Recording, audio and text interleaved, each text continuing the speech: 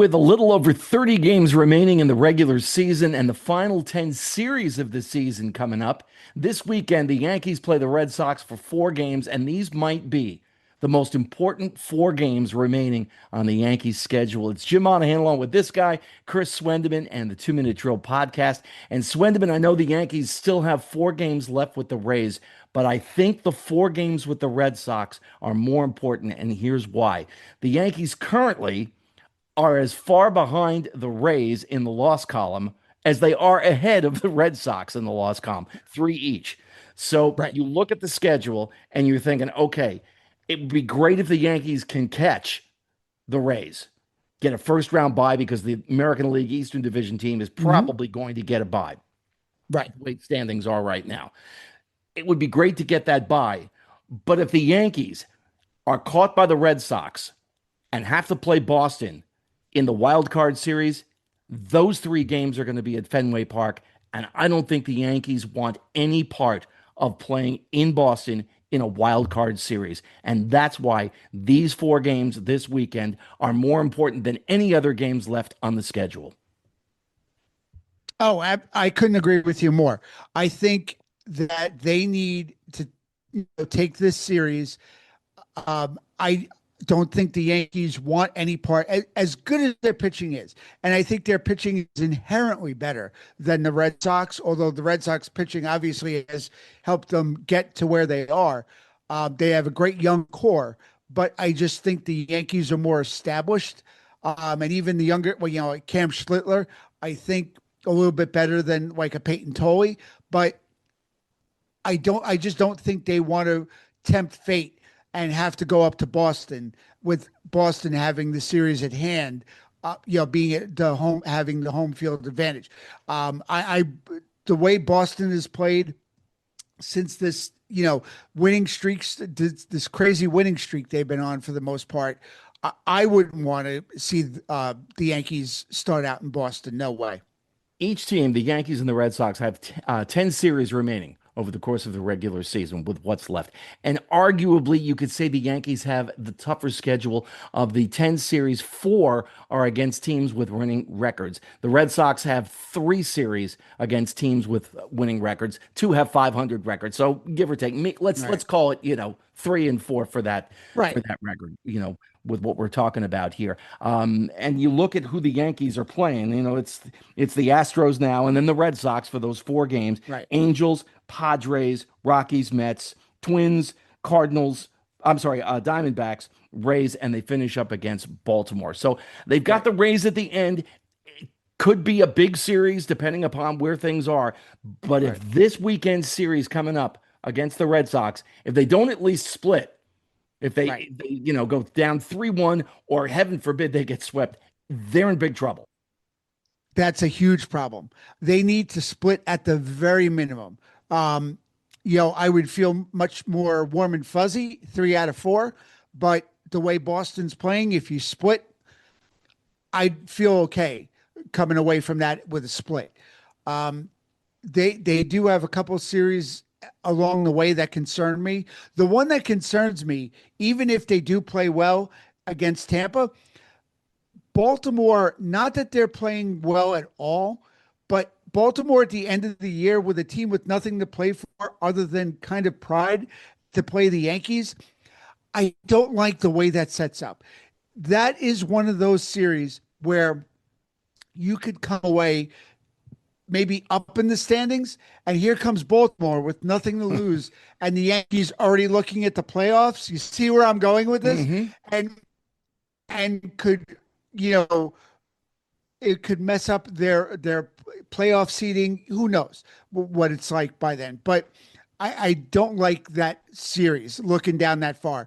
But I think right now they have to focus on getting past Houston, who is always a thorn in their side, and not looking forward to even the weekend with Boston. But that's really hard when you have a Yankees Red Sox series coming up.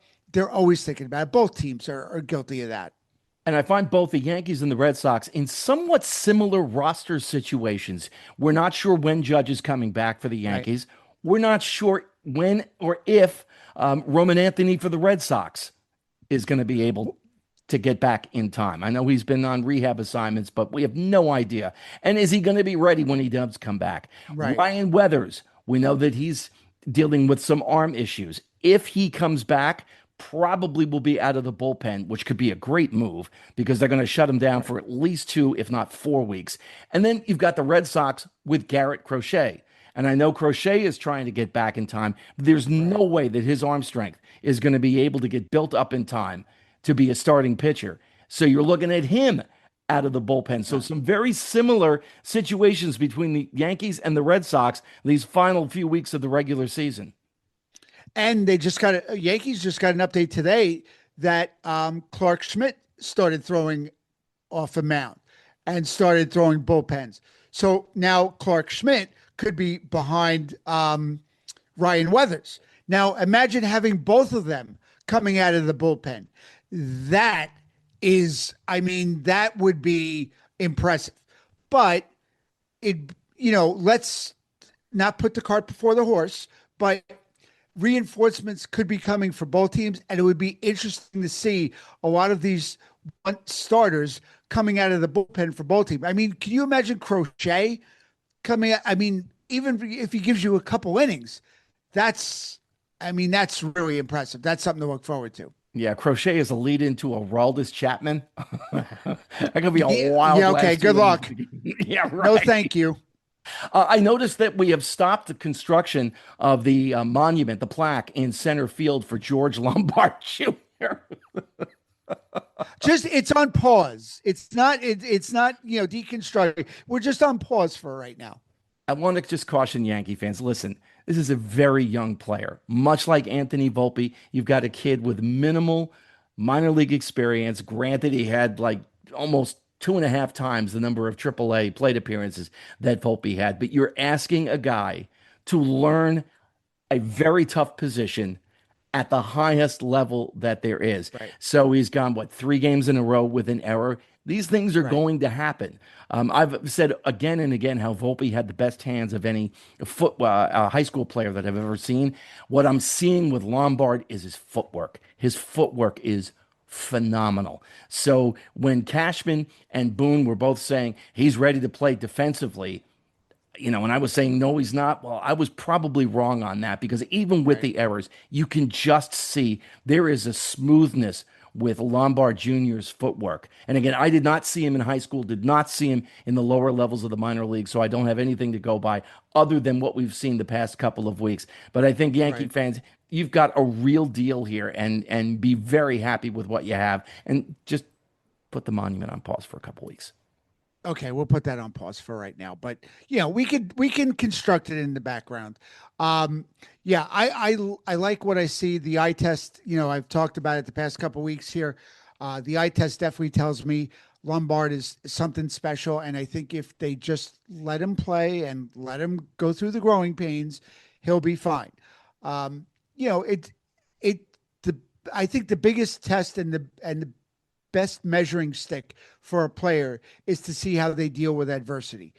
And I just have confidence in this kid that he'll be all right. He'll go through tough times, but for some reason I just see the confidence in him that he'll be able to shrug things off or bounce back quicker from mistakes. He'll learn from them and move on. So, but we'll see. It's one day at a time, one game at a time. Listen, just a little over 3 years ago, he was trying to figure out who to ask out to the senior prom in high school. So I mean, he's a young It's a big kid, jump. right? Yeah, It is a big it's a jump. big jump. Yeah. Before we close out tonight, I know that you want to talk about something very near and dear to your heart, Yep. and that is that you had a chance to see Rush in Philadelphia Mhm. a few days ago. Tell us what the show was like. Only word I keep coming back to, and I say it with a smile every time: magical, absolutely magical. To see them back on stage, which I never thought would happen in my lifetime. Getty, Alex, they looked like they were having fun together, like two old friends on stage, and there was just 18, 19,000 people hanging out watching them. Annika Niles is an absolute force behind the kid. Now, nobody was ever, ever going to be Neil Peart, ever. But you know what? She doesn't need to be. She's got her own style. She keeps the boys in check. And I think she's really good for them because her style, she really keeps them on their toes. You could tell. Um, it was like, and I don't want to. I saw this line written. Drummer Mike Portnoy of Dream Theater Hmm. was down at the Philly show and wrote about it on social media. And I saw this line, and it was 100% spot on. He said complimenting Annika, he said she's an absolute, just amazing talent behind the drum kit, and said it was like you had thousands of people just cheering her on and wanting her to do well behind that drum kit. And you know what? That's exactly how it felt. Every time there was one of those big fills from Neil, it was like there was a hush on the crowd to see how she would play it. And I mean, every time, bang, bang, bang, bang, I just nailed it, absolutely nailed it. And it was like everybody just couldn't be happier for her, the way she was crushing it behind those drums. And she's got a sense of humor because at the end of the show, um, she put up a sign. She held up a sign on a whiteboard. She stood up behind the kid at the end. She put up her hand to the crowd. She held up a whiteboard that had a drawing of Alex and Getty, and it said Lurks and Dirk, their nicknames for each other. You so cute. The place went wild. So she's got a sense of humor on top of it. It was just everything I could have asked for, everything I could have hoped it would be, and so much more. And I think every Rush fan in the building felt the same way. And a fourth musician as well added in on keyboards. How Mhm. much did that add to Yep. the sound of what you saw? Lauren Gold is great on keyboards. Great, great fills.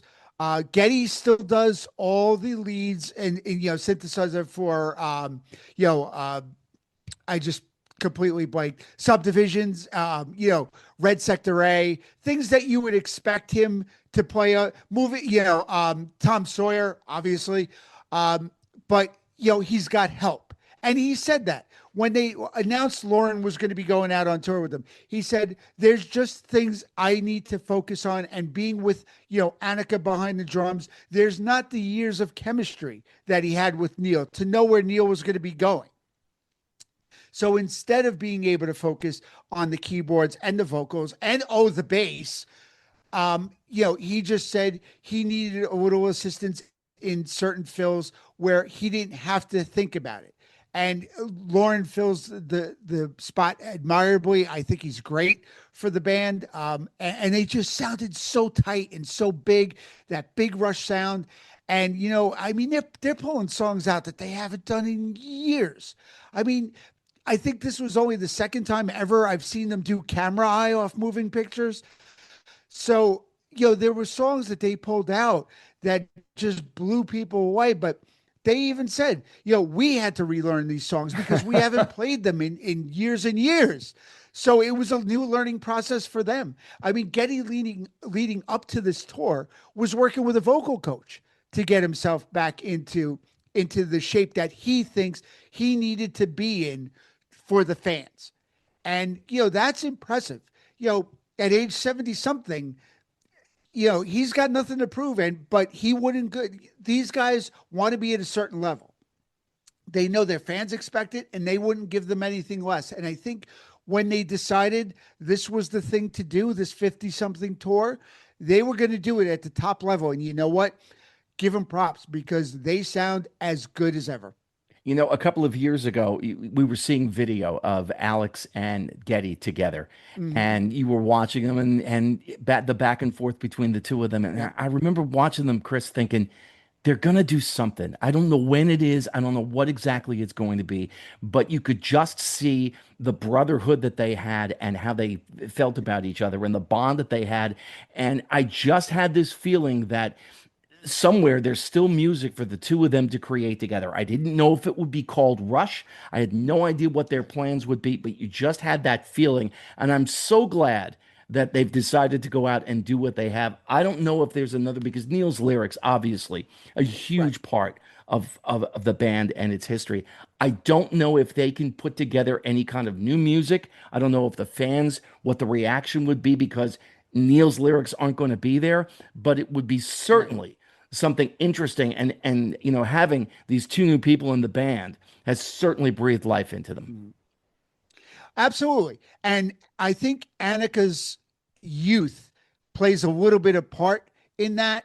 And you could see she really pushes them. But as she's playing behind the kit, they look, they look back at her and see what she's doing and the force that she is really, you can see Alex is having a grand old time with himself. I mean, Alex could have fun in a paper bag. I mean, that's just the kind of guy he is. But you could see they were just having so much fun playing the music that's all they've done with their life. That's all they know. And I mean, it was just phenomenal moment. They did, not to give away the farm, but I'm sure if you're a Rush fan, you've seen either online or a lot of what they've been doing. One of the things that they do is obviously a tribute to Neil. And one of the songs that they do that they perform, and it's a myriad of photos of Neil through the years, is Bravado. And Bravado is always one of my lyrically, always one of my favorite songs that Neil wrote. Um, you know, we'll pay the price, but we will not count the cost is probably one of my favorite lyrics that Neil ever put pen to paper. Um, but it's emotional. You start to watch it and you see the photos of him through the years, and it hits you right in the feels, as the kids say. And but it was so good to watch them play it to perfection and see all these photos of Neil through the years, because he was such a vital part of that band and such an amazing lyricist and musician and talent behind the drums. To see them celebrate 50 years of music and celebrate his career with them was just something that just you have to experience as a Rush fan. It's a shame you didn't enjoy the show. Yeah, I know. I wish I would have had a good time. That's a 2 Minute Show podcast for another week. By the time we get together next week, those four very important games with the Red Sox will be in the rearview mirror. We'll take a look and see where everybody is headed down the final 9 series of the regular season. If you like what we do, tell a friend. You hate what we do, tell an enemy. Like, subscribe. We'll talk to you next week. You got it, Jim. Good luck this weekend.